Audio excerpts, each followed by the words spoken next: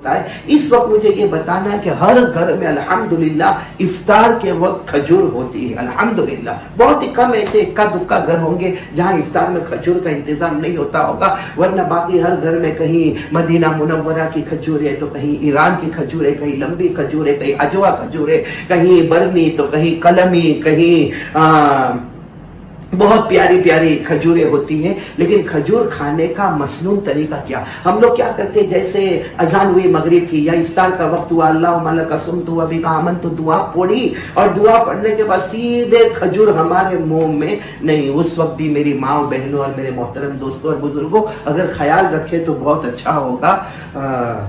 کھجور اگر کھانے کا کیا مسنون طریقہ ہوتا ہے، کھجور کھانے کا مسنون طریقہ کیا ہوتا ہے، وہ میں آپ کو بتانا چاہتا ہوں. اللہ تعالی ہم سب کو دیکھو ہر سنت پر عمل کرنا، ہر سنت پر عمل کرنا، کیونکہ ہمارے نبی صلی اللہ علیہ وسلم سے محبت کا طریقہ یہی ہے.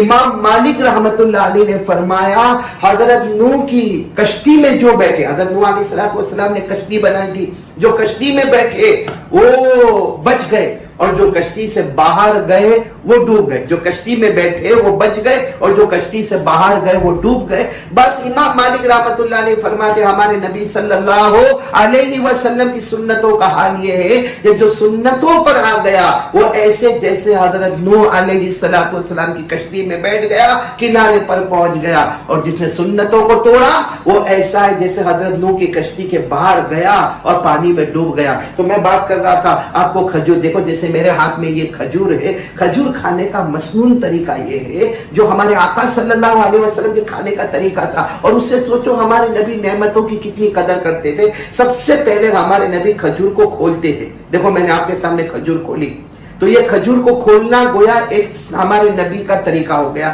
پھر اس کے بعد ہمارے نبی بیج کو نکالتے تھے، جیسا یہ بیج نکلا اور اس کو چوستے تھے.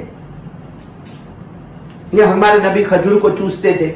تو کھجور کو بیج کو نکالنا اور چوسنا یہ دوسرا طریقہ ہو گیا.